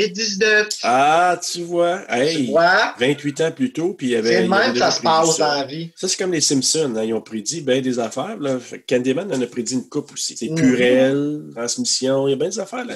Des affaires cachées qu'on n'a pas... Finalement, là, ce Bernard était très intelligent. Je retire mes paroles. Retire tes paroles, Bruno, s'il te plaît. Puis là, Hélène, elle a des abeilles plein la face. Puis là, une petite anecdote, c'est que ces abeilles-là, c'était des abeilles qui étaient vraiment des jeunes abeilles. Je pense qu'il y avait comme 24 heures, 48 heures. Là. Et donc, s'il avait à piquer, il piquait, mais c'était pas des grosses piqûres parce qu'il était encore tout jeune, puis il n'y avait pas la capacité de piquer puis que ce soit très dangereux. Mais Virginia Madsen avait des allergies aux abeilles. Fait que là, ils ont checké ça, puis il y avait quelqu'un qui était proche pour traiter au cas où. Mais bon. Ils n'ont jamais pensé de checker ça avant le film? Ben oui, ils l'ont checké avant le film, mais là, finalement, c'était correct parce que là, celui qui était l'espèce de dresseur d'abeilles, il a dit, hey, ceux-là, s'ils te font des petites piqûres, il n'y a pas de problème, mais il y avait quelqu'un en backup si jamais elle avait une réaction. Je savais qu'on aurait dû prendre Sandra Bullock. Ben, écoute, tu sais, peut-être avec le recul, ils ont regretté, mais bon. Ouais, c'est ça. Je ne penserais pas, parce que Bernard Rose, il a beaucoup aimé Virginia Madsen. C'est peut-être pour ça qu'on voit ses scènes, là, je ne sais pas, là, mais... Non, moi, je suis sûr qu'elle est arrivée et qu'elle a dit, hey, j'ai des belles boules, je peux te montrer. On ne sait pas. C'est ça, les abeilles plein la bouche. Tony Todd, il a été piqué, là, je ne sais pas, je pense que c'est dans la série au complet, mais au total, il a été piqué 23 fois par des abeilles. Si, boule. Ouais, mais il est smart, hein? Il est smart parce que lui, quand il a vu ça, il a négocié dans son contrat. Il dit, à chaque piqûre que je vais avoir, 1000 piastres de plus par piqûre d'abeille. Ah! Il a négocié ça dans son contrat. Puis finalement, ben, ça y a rapporté 23 000 sur les 3 films. Fait que là, je continue. Ben là, c'est ça. Donc, il l'embrasse avec les abeilles, puis toute l'équipe. Puis là, il dit... Maintenant, tu m'appartiens maintenant. Fait que là, il prend le bébé Anthony. Elle se réveille. Là, elle veut chasser les abeilles. Il n'y en a pas vraiment, parce que là, elle se réveille. Puis là, elle voit sur le mur une image d'un personnage qui lui ressemble. Elle entend Candyman lui dire, tu sais... C'était toujours toi, Hélène. It was always you, Hélène. Fait que là, on commence à comprendre que probablement que la fameuse... fille qui avait été peinte par Daniel Robitaille, elle ressemblait probablement beaucoup à Hélène. Fait que là, elle entend un bébé pleurer. Il y a une grosse pile de déchets dehors, là, un genre de feu de joie, mais une grosse pile de cochonneries qui va servir de bûcher ou un feu de joie, je sais pas trop. Là, elle entend le bébé pleurer. Mais là, ce qu'on comprend, c'est que c'est Candyman qui est parti avec le bébé puis qui s'est s'en allé dans l'espèce de feu de joie. Puis elle se dit... OK, je m'en vais là-dedans puis je m'en vais chercher le bébé parce que normalement, t'as pas respecté notre pari, Candyman. Moi, je vais, tu sais... Hey, Candyman, là! Écoute-moi, là! Hey, le gros, là, la vie... Hey, ça parle! Regarde-moi dans les yeux! Fait que là, mais c'est ça. Fait que là, lui, il est parti avec le bébé, il était censé juste le laisser tranquille. Fait que là, elle rentre dans la pile de déchets qui était censé faire le feu. Puis elle rentre là avec le crochet toujours dans les mains. Puis là, le petit Jake, lui, il voit ça de la fenêtre, mais tout ce qu'il voit, c'est un bras avec un crochet qui rentre là-dedans. Fait que lui, il dit « Oh, c'est Candyman qui est là-dedans. » Fait que là, il va chercher sa gang. Et là, pendant ce temps-là, Hélène, elle trouve bébé Anthony. Elle ramasse bébé Anthony à l'intérieur de l'espèce de pile-là. Puis là, les habitants de Cabrini, ils se mettent à mettre de l'essence partout sur le bûcher, puis ils mettent le feu. Parce que encore là, tout le monde pense que c'est Candyman là-dedans. Puis oui, Candyman, mais est-ce que c'est vraiment Candyman ou juste Hélène avec le bébé? C'est une théorie. Ouais, j'avoue, t'as comme aucune façon de comme savoir si notre théorie, elle se tient. Je pense que la théorie est aussi bonne que l'autre. Ben, j'aime mieux celle qui va avec la santé mentale. On dirait que c'est plus percutant, là, mettons. Ouais. Mais en tout cas, moi, après la deuxième écoute, là, j'étais comme, ouais, je pense que... Fait que là, ils mettent le feu au bûcher. Puis pendant ce temps-là, à l'intérieur, on voit Candyman qui retient Hélène. Là, elle réussit à prendre un genre de bout de bois enflammé, puis il rentre ça dans le ventre. Puis là, pendant que Candyman, il brûle puis il crie, ben elle a réussi à sortir avec bébé Anthony dans les bras du brasier. Mais là, elle se brûlait gravement. Puis là, comme elle sort de la pile, là, on voit Anne-Marie qui... Puis Anne-Marie, tu as remarqué le regard d'Anne-Marie pendant qu'elle regarde le feu? Écoute, moi, là, je suis tellement mélangé par rapport à la fin parce que, tu sais, j'ai lu sur Wikipédia qu'à la fin, quand ils vont la voir puis tout, là, ouais. C'est un hommage, mais moi, j'ai tellement l'impression qu'ils en veulent, puis j'ai l'impression qu'ils sont... C'est ambigu, ça. C'est ambigu parce que là, tu sais, Anne-Marie qui regarde le brasier, qui a une face, là, écoute, elle est vraiment bonne, là, cette actrice-là. Elle regarde ça, puis là, à un moment donné, elle s'aperçoit qu'il y a quelque chose qui sort du feu, qui est l'affaire en feu. Puis là, on s'aperçoit, c'est Hélène qui sort de là, la tête brûlée, les cheveux brûlés. Puis là, elle a le bébé Anthony qu'elle donne. Puis là, Anne-Marie, elle voit que c'est son bébé. Elle prend son bébé, puis là, on présume qu'Hélène tombe, puis elle meurt, là. Mais là, il y a juste Jake qui regarde, puis c'est le seul qui a l'air à voir Candyman brûlé dans le bûcher. Là, ça explose, puis il y a comme plein d'abeilles en feu qui revolent. Ça part, toi, dans le ciel. Puis ça, je te dis, je fais le parallèle avec, tu sais, au début du film, je te disais. Moi, je pense que c'est comme un recap qui vient de ça, mais c'est ma théorie encore. Là. Et là, on se ramasse aux funérailles d'Hélène. On voit Trevor avec sa broyade de Stacy. Le professeur Purcell qui est aussi là. Puis Bernard Rose est aussi là, à l'extrême gauche. Ah! Fait que, et il y a la gang... Ça tenir à gauche, lui. C'est un gauchiste. Il porte à gauche. Fait que là, donc, la gang de Cabrini Green arrive avec Anne-Marie puis Jake en avant. Puis là, il y a un crochet. Jake a le crochet. Il arrive devant le trou, le cercueil. Il pitche le crochet dans le trou. Il tombe sur le cercueil. Puis là, justement, c'est là que c'est difficile à définir. Sont-ils là pour porter hommage en disant, tu sais, comme... T'as peut-être vaincu Candyman, t'as sauvé bébé Anthony, tu l'as sorti du feu. Ouais, c'est comme... C'est pas clair, je sais pas. C'est comme un peu étrange. Puis là, lui, que la manière qui pitche le crochet, je veux dire, si tu pitches un crochet dans l'affaire, c'est va-t'en mourir avec tout ce que tu nous as enlevé. Ça peut vouloir dire ça. Fait que, ouais. C'est ouvert à l'interprétation, tu trouves-tu? Oui, Puis on dirait que je trouve qu'elle fait pitié à cause de ça. Ouais, je sais. Tu as remarqué pendant ce temps-là, on la voit dans le cercueil comme s'il y avait une caméra dans le cercueil. Tu la vois, là. Moi, j'avais assez peur qu'elle se trouve les yeux ou qu'il y ait quelque chose, là. Oui, avec la tête brûlée. Oui, c'est ça. Ben, là, Fait que là, ça se termine parce que là, on voit Trevor qui est chez lui dans la salle de bain. Il est tout triste. Tu vois là, qu'il regrette, il y a des flashbacks d'Hélène. Puis là, il y a de la peine parce qu'Hélène est morte. Tout ça. Pendant que la broyarde est en train de faire un steak quasiment tout nu, là. Je sais pas si tu as remarqué. OK, on va en parler. Oui. Stacy, là, elle coupe de la viande sur le comptoir, pas de gants dans les mains, puis elle se met le doigt dans la bouche tout de suite après. Ah oui? OK, mais j'ai pas remarqué ça. Hey, Stacy, c'est tellement une coquille vide pour moi. Ah, la broyarde. Mais, en tout cas, la broyarde est en train de justement, elle dit... On va te préparer un repas, gna gna gna. Là, tu sais, on dirait qu'elle est vraiment, là, je pense qu'elle sent que Jean-Louis Trevor, tu sais, qu'il y a de la peine, tout ça, parce que ça a l'air à vraiment la gosser. Ah, tu pleures pour ton ex qui est mort. Ouais, genre, là, oh my God, hey, so last Je suis en train de te préparer un bon lunch, gna gna, puis là, je porte pas de brassière en plus, puis que, tu sais... Puis en plus que je vais lucher la viande crue dans mes doigts, là. Ouais. Fait que là, il est triste plutôt, lui, en passant à Hélène. Puis là, il est devant le miroir, puis là, il dit Hélène. Fait que là, il dit Hélène 5 fois en pleurant. Oh, please.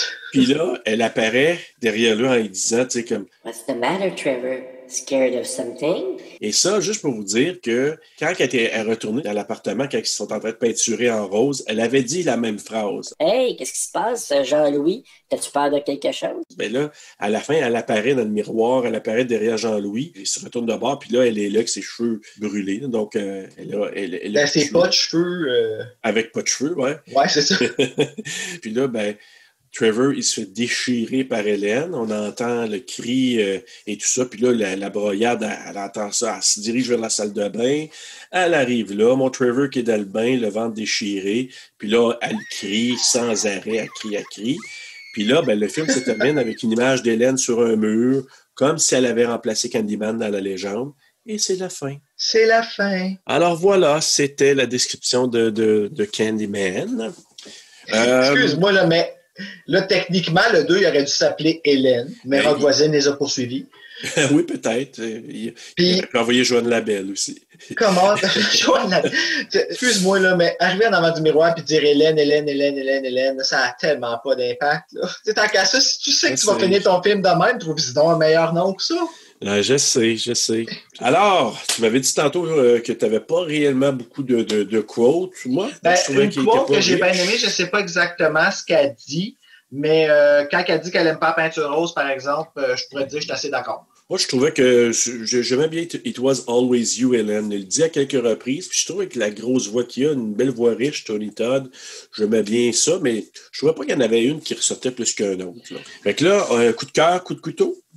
Oui, bon coup de cœur à moi. En fait, écoute, c'est ça, c'est l'engagement social du film. C'est vraiment ça, moi, qui m'a gagné. Le fait que le réalisateur, la gang, whatever, scénariste, ont utilisé le film pour passer un message qui était important et qui l'est encore aujourd'hui. Puis j'espère sincèrement, honnêtement, comme je te disais, que Jordan Peele puis sa gang vont venir nous choquer encore plus. Oui. J'espère qu'ils vont vraiment mettre la sauce vraiment piquante, puis qu'ils nous choquent assez pour qu'on fasse je souhaite, puis j'ai confiance en Jordan Peele parce qu'il fait vraiment des Moses de bonne affaire. Là. Fait que moi aussi, je crois. Puis toi, c'est quoi ton coup de cœur? Écoute, moi, c'est comme un ensemble. C'est comme en 2 volets. Moi, il y a la musique. Moi, je sais pas pourquoi, là, mais j'ai été comme vraiment pogné dans la musique de M. Philip Glass. Avec ça, le Virginia Madsen, puis la voix de Tony Todd. Moi, c'est ce que j'ai bien aimé. Puis bon, Bernadette aussi, mais elle n'a pas été là tellement longtemps. Mais je te dirais que moi, l'élément, c'est l'enveloppe du film. C'est le mood que ça a été créé par la musique, puis Virginia et la voix de Tony Todd. Je trouve que ça fait ça. Puis en deuxième volet, qui a rapport avec le film, mais c'est à cause des recherches que j'ai fait, mais toute l'histoire autour de Cabrini Green, ça m'a tellement fasciné. Tu sais, c'est un élément dans le film important, mais tout ce qu'il y a autour de ça, ça m'a fasciné tellement que je suis allé voir comme un genre de documentaire là, qui se passait, parlait un peu de ce qui se passait dans ce coin-là. C'était vraiment rough, ce serait ça.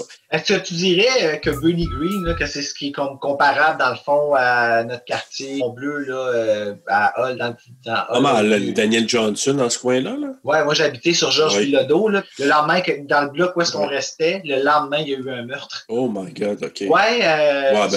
C'est relatif, mais si on fait un comparable, oui, tout à fait. Oui, on pourrait dire ça. Spooky! Est-ce que tu avais un coup de couteau? Oui, j'en ai un. Laisse-moi juste le réviser.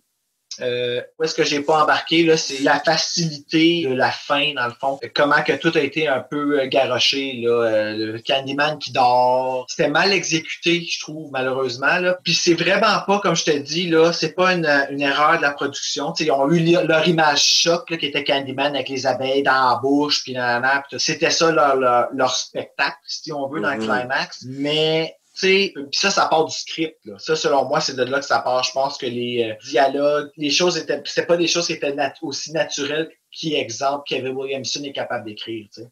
Fait que moi, je pense que c'est ça, malheureusement. Moi, c'est ça qui a fait en sorte que pendant toutes ces années-là, ça, j'ai pas été capable de faire abstraction de ça, puis d'aller voir qu'est-ce qu'il y avait en plus profond. Mais je suis content d'avoir fait, par exemple. Puis toi, c'est quoi? Moi, j'ai marqué Trevor la merde puis sa broyade. Ah! Je t'ai chié. Mais moi, je veux dire une chose, c'est que pour ceux qui ont suivi Walking Dead, celui qui fait Trevor, là, ou Jean-Louis en français, là, il fait un personnage dans Walking Dead qui s'appelle Gregory, qui est aussi une merde dans Walking Dead. Là. C'était une poule mouillée, vraiment une lavette. Là, puis c'est pour ça que quand je l'ai vu dans ce rôle-là. Oui! Il vient d'apparaître dans la télé quand tu dis ça, justement. Puis je l'ai reconnu. C'est vrai qu'il était déplaisant dans Walking Dead. C'est lui qui était là, le boss de Hilltop à un moment donné. Puis ceux qui ne l'ont pas vu Walking Dead, en tout cas, ça finit pas bien pour Gregory. Mais ça finit pas bien pour personne, tant qu'à moi. Vraiment pas, exactement. Faut que je sois pas un gros spoiler, mais vraiment, je le déteste. Dans Walking Dead, j'étais là, la merde. Mais c'est la même chose. Il y a une face de même. C'est plate, là, mais tu sais, c'est. On va te caster, toi, juste parce que tu as une face à fesser dedans. À chaque fois qu'on pense à toi, on a le goût de percer des yeux. Mais écoute donc, il y a le physique de l'emploi, puis tant mieux pour lui, pour ces rôles-là. Là. Fait que, est-ce que tu as une morale? J'en ai deux. Oh, t'es en feu cette semaine? Ouais, je me peux plus. La première morale que j'ai retirée, dans le fond, c'est c'est vraiment simple. Il n'y a jamais rien de bon qui est sorti du racisme. Ça, là, je sais que je fais sport là-dessus, là, mais... Non, mais j'aime ça. T'as retenu ça, c'est sûr, là. Moi, j'ai jamais compris ça. Les gens qui ont des problèmes avec une autre couleur de peau, moi, après ma mort, très honnêtement, là, ceux qui me croiront, ceux qui ne me croient pas, me croient pas. Je vis ma vie sans les voir, ces couleurs-là. Je suis pas mal pareil comme toi. Je veux dire, moi aussi, je suis comme toi, je comprends pas pourquoi, là, c'était ça. Moi, ça, c'est une réaction que j'ai quasiment le goût de faire une crise comme un enfant. Tu sais, de faire pourquoi tu comprends pas? Comment ça, je veux dire? Oh, ouais. C'est comme c'est ce qui me rend là, le racisme, tu sais. Ouais. Fait que c'est pour ça que ça a joué avec une corde sensible pour moi, parce que, pour une raison que je sais pas, parce que j'ai jamais vécu ça. Dieu merci, j'en ai jamais vu. Somehow, ça vient me chercher, là, parce que je trouve ça, c'est comme des gens qui vont, exemple, juger quelqu'un parce qu'elle est grosse. Juger quelqu'un parce qu'il est gay, juger quelqu'un parce qu'il est noir, que c'est ça.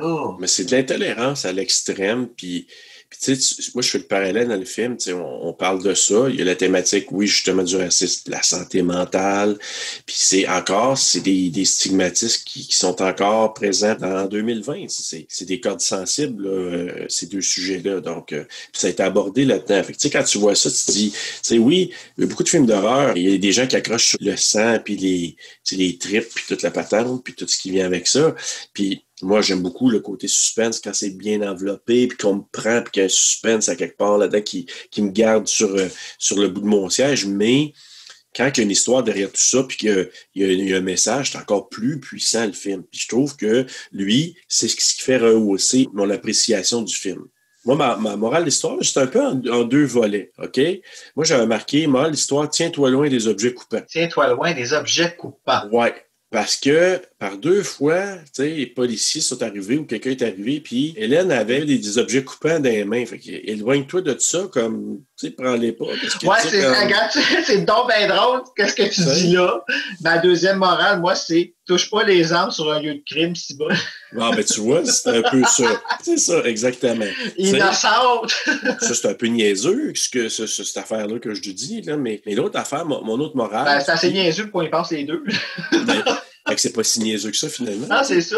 Puis l'autre point, en terminant, que une morale qui glisse un peu avec ma théorie du début, check bien ça. Tu sais, quand je t'ai dit, là, moi, je pense que c'est Hélène qui a mené pour toutes sortes de raisons à revenir de bord. Elle avait des prédispositions avant, ce qui se passe avec Trevor, puis ce qu'elle suspecte, puis là, elle enquête là-dessus. Tout ça, pour moi, là, une des théories, c'est que c'est Hélène, tu sais, qui imagine ça, puis c'est elle vraiment qui a fait ces choses-là. Et c'est fucké que ça l'ait jamais sorti, ça. Que j'ai pas vu ça nulle part dans mes recherches, ça, ouais. Mais check bien ça. Ma morale de l'histoire, je vais faire un parallèle avec ma théorie. It was always you, Hélène.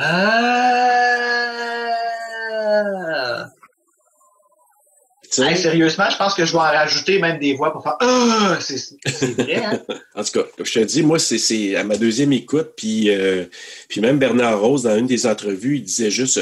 we are not cherry. Parce qu'il c'est un British, là. Tu sais, ça laisse planer le doute. C'est-tu la légende? Hey, mais ça rend tellement le film plus épeurant, justement, là, que... Ouais, tu sais... Hey, ça, je te réalise que t'es peut-être plus smart que Bernard. Écoute, je devrais me mettre à faire des scripts puis des scénarios. Tu sais, quelqu'un qui est moindrement un fonceur, il pourrait peut-être dire, écoute, je vais te prendre une de tes nouvelles, puis je vais me te revirer ça. Là. En tout cas, alors voilà. Et puis, ben, moi c'est drôle, j'ai marqué dans un film similaire, j'ai marqué Urban Legend, Nightmare on Elm Street. Nightmare on Elm Street. Urban Legend, bon, ben, à cause des légendes urbaines, il en parle dans le film, puis il y a plein de clins d'œil aux légendes urbaines. Pourquoi Nightmare on Elm Street? Il parle le fait, puis c'est drôle, tu l'as dit pendant qu'on en a parlé dans l'émission, le parallèle entre Freddy puis Candyman qui gagne la force parce qu'on parle d'eux puis qui font peur aux gens. Ouais, c'est vrai, ça fait du sens. Ouais, il y a comme une petite essence de ça que j'ai retrouvé là-dedans. C'est un personnage, il existe-tu, il n'existe pas. Puis aussi, ben, tu sais, dans Nightmare on Elm Street, là, les griffes de la nuit, ben, il existe vraiment. Freddy, c'est juste une légende où, tu sais, personne croit Nancy. Tu sais, dans le jeu de est-ce qu'il existe, il n'existe pas, est-ce que c'est juste la fabulation de quelqu'un? Tu vois, moi, j'ai trouvé, ben, Urban Legends en est un, Get Out, of course, là, si on y va avec le racisme, tout ça, là. The Grudge, somehow, parce que c'est un spectre vengeur, un monstre vengeur, un monstre vengeur. Oui. Fait que oui, c'est un fantôme vengeur. Oui. C'est quoi j'ai dit tantôt aussi? Un spectre. Puis Blair Witch 2, Book of Shadows.